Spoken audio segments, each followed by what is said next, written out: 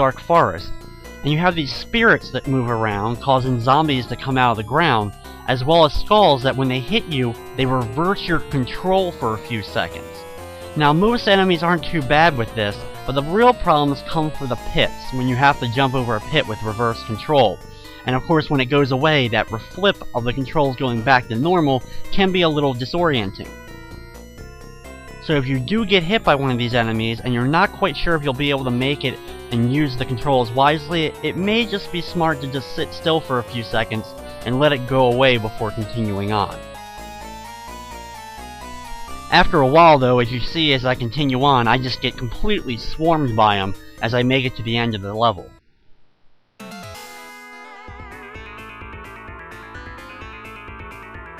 The boss of this level is Bug Brain, and at first he's pretty easy to deal with.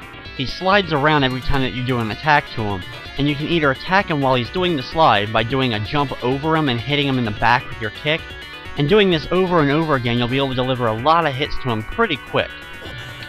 After a few, he'll collapse into the ground for the second part of the battle.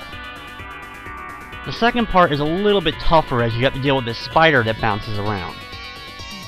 Duck down or crouch down in front of it and wait for it to come towards you to deliver a hit and knock it back.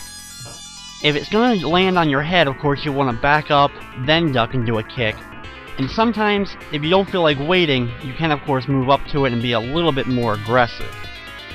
Once the second form's been defeated, it pretty much explodes and disintegrates on the ground, and we move on to the 5th level of the game.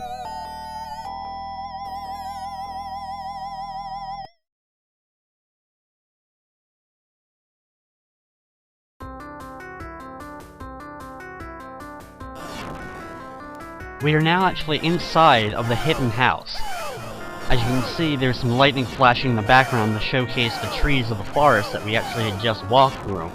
But this level overall for this beginning part isn't too much different from anything we've seen. The ground doesn't have any holes, and we have just some of the normal enemies to face along the way. The hardest thing probably to deal with is the moose heads that are attached to the walls that will be spitting acid onto the ground. Just take your time and make sure that you don't accidentally walk into the acid. And for some extra fun, be sure to grab a shotgun to blow apart some of these enemies.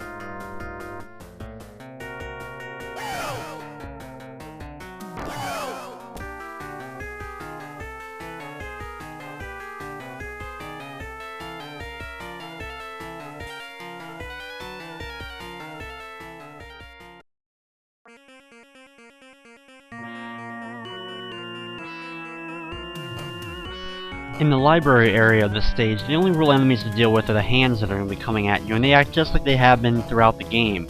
Very easy to take out, a quick duck kick can deal with them, just watch out for the ones of course falling from the ceiling as well.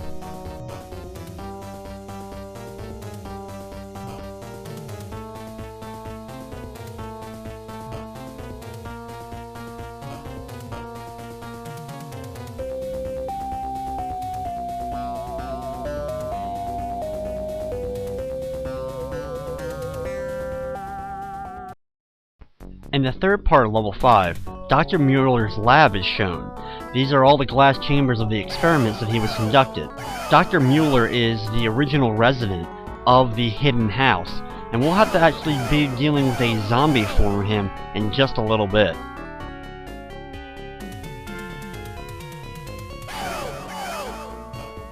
When you're making your way through, when any of the enemies burst out of the tubes from the background, be ready to attack them and knock them back a few times.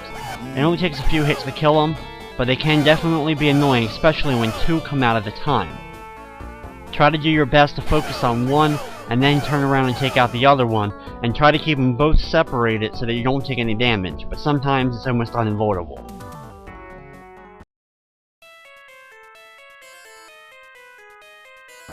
In the fourth part of level 5, we're in a sewer area, and we have to deal with these mud monsters as well as more water pits to jump over.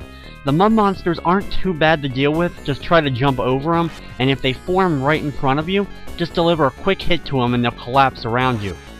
There's really no point in trying to actually take them out, so deliver your hit to make them collapse, or if they're just still on the ground, jump over them altogether, and try to do your best not to take too much damage throughout this area.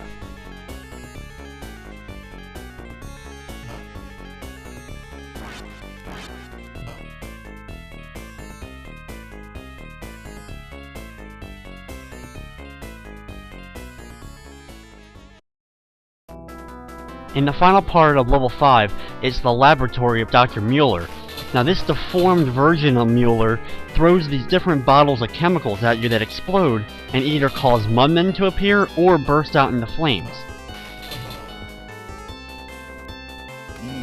The mudmen are just like the ones from the sewer. We're going to try to avoid them at all costs. You're also going to have to deal with that fire, and the best way to deal with it is to anticipate when it's going to come at you, and either back away from it. If it's just a single flame, you'll be able to easily jump over it, but when it comes to any other ones, if you're too close to him, just duck and let it go over you. Pick up any of the glass jars on the ground to throw at him for damage, and do a jump kick anytime you can get close enough. He has a pretty cool death effect when he falls to the ground and his head busts open onto the floor. This is level 6, and there's not much to it, it's just a boss battle, but this is definitely one of the cooler boss battles and areas of the game. We basically have this portal, which I assume is a portal basically to hell. After a few effects, something pretty cool happens.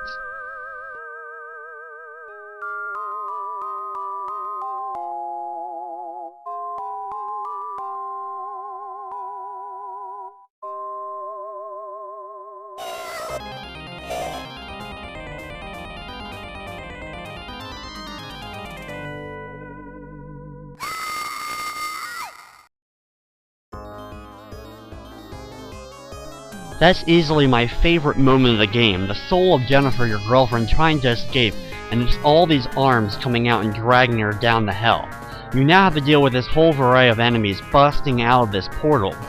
Try to do your best to attack as many of them as possible. The ones that just go over your head, just let them go past. After the hands are done, you're now going to have to deal with a whole bunch of these flying heads that come at you. They come at you in all different directions and are pretty easy to take out with one single hit. It may come down to memorizing the pattern to make sure when you have to jump or when it's time to duck. Try to do your best to take little damage throughout it. The final enemy that you have to deal with is a snake-like monster. All you have to do is deliver one shot to the head that'll knock it out, and you'll defeat it. And then this big mass of enemies will come out at one thing and fly up into the air. After that happens, you'll fall into the pit and go on to level 7.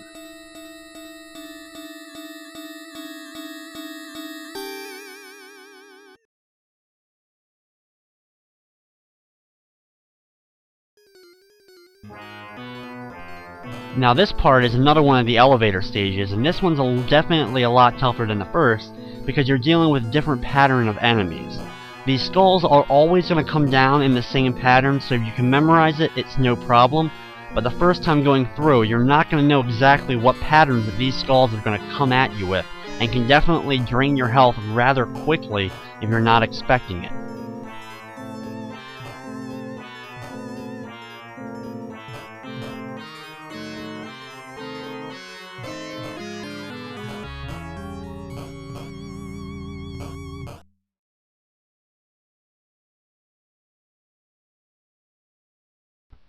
When we make it to the bottom of the void, we now have to deal with the boss, which is actually the soul of Jennifer being contained within this crystal. This boss isn't too bad to deal with. Deliver a hit to it as soon as it appears, it'll disappear, and then you'll have a whole lot of streaks of lightning that are going to come up from the ground. Stand in between two of the lightning balls to make sure that you don't get damaged by it. If you're very quick hitting it, it won't be able to send any of its other objects at you to do damage to you, and it'll only take a few hits to defeat it and save Jennifer.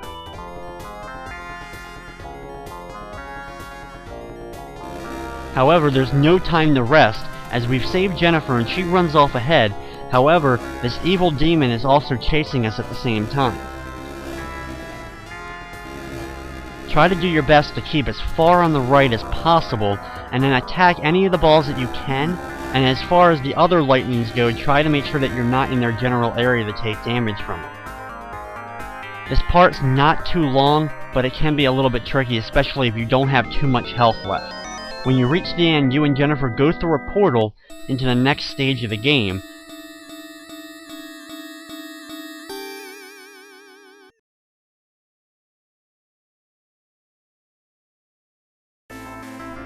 As we took a void elevator to get there, we now have to go up through another elevator taking us back into the house, as the house is now collapsing around us. This part's also pretty difficult. The zombie enemies obviously are pretty easy to deal with and contend with, however, it's the fallen bits of debris that you have to really watch out for. Once again, just like pretty much everything, they always fall in the same patterns, so a little bit of memorization is definitely going to help you. Try to do your best to keep as much health as possible, and this may take a few tries to do.